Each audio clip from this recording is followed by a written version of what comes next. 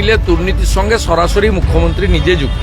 গোটা পশ্চিমবঙ্গে mid day meal যে একটা কেলেঙ্কারি, এটা তো বারে বারে প্রমাণিত হয়েছে। বাবা ধর্মেন্দ্র প্রধানজিকে ওই বিষয়টা তুলবো যে মিড ডে মিলের সিবিআই তদন্তের অগ্রগতিটা কি। প্রাইভেট স্কুলগুলোতে পড়ছে, সেখানে তাদেরকে দামি দামি টিফিন, লাঞ্চ ইত্যাদির ব্যবস্থা করা হচ্ছে, হাইজেনিক খাবার দেওয়া হচ্ছে। দয়া করে এই ছেলে মেয়েগুলোকেও নিজের বাড়ির ছেলে হিসেবে মনে করে একটু দায়িত্বশীল। মিড ডে মিল যে একটা কেলেঙ্কারি, এটা তো বারে বারে প্রমাণিত হয়েছে এবং আমাদের অভিযোগের ভিত্তিতে তদন্তকারী টিম আসার পরে সিবিআইকে দিয়েছিল প্রাইমারি ইনভেস্টিগেশন করতে। তার মধ্যে ভোট ঘোষণা হয়ে যায়। আমি আবার ধর্মেন্দ্র প্রধানজিকে ওই বিষয়টা তুলবো যে মিড ডে মিলের সিবিআই তদন্তের অগ্রগতিটা কি। আমাকে নিজে বলেছেন তখনকার শিক্ষামন্ত্রী, আজকেরও শিক্ষামন্ত্রী, যে এটা fit case of the CBI. এবং তারা, আমি টুইটও করেছিলাম দেখবেন এক্স হ্যান্ডেলে, যে প্রাথমিক তদন্তের ভার দিয়েছিল সিবিআইকে। এবারে প্রাথমিক তদন্ত শেষ হয়েছে কিনা, শেষ না হয়ে থাকলে তাড়াতাড়ি তদন্ত কমপ্লিট করা এবং মিড ডে মিলের দুর্নীতির সঙ্গে সরাসরি মুখ্যমন্ত্রী নিজে যুক্ত।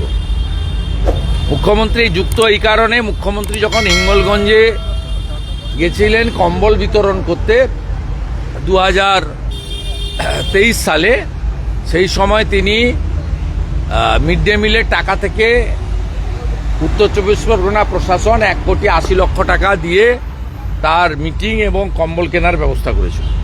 মুখ্যমন্ত্রী যখন 2022 সালে রামপুরহাটের বকটুইতে গিয়ে ক্ষতিপূরণ দিয়েছিলেন, সেই ক্ষতিপূরণের চেক রামপুরহাট 2 নম্বর ব্লকের জয়েন্ট বিডিওর সই করা মিড ডে মিলের অ্যাকাউন্টের চেক ছিল।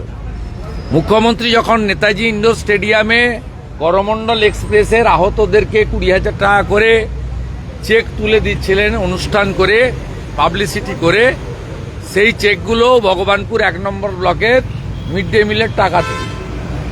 তো এই দুর্নীতির সঙ্গে সরাসরি মুখ্যমন্ত্রী নিজে যুক্ত। তাই আমি বিষয়টা তুলে ধরব। আজকে যে ঘটনার পরিপ্রেক্ষিতে এতগুলো কথা বললাম, আমি অনুরোধ করব মিড ডে মিলের যারা সরকারি আধিকারিকরা কন্ট্রোল করছেন বা শিক্ষক শিক্ষিকারা পরিচালনা করেন, দয়া করে একটু যত্নশীল হন। আপনাদের ছেলে মেয়েরা, আপনাদের বাড়ির ছোট্ট ছোট্ট শিশুরা, তারা কেন্দ্রীয় বিদ্যালয়গুলিতে পড়ছে, প্রাইভেট স্কুলগুলোতে পড়ছে, সেখানে তাদেরকে দামি দামি টিফিন, লাঞ্চ ইত্যাদির ব্যবস্থা করা হচ্ছে, হাইজেনিক খাবার দেওয়া হচ্ছে। দয়া করে এই ছেলে মেয়েগুলোকেও নিজের বাড়ির ছেলে হিসেবে মনে করে একটু দায়িত্বশীল হন।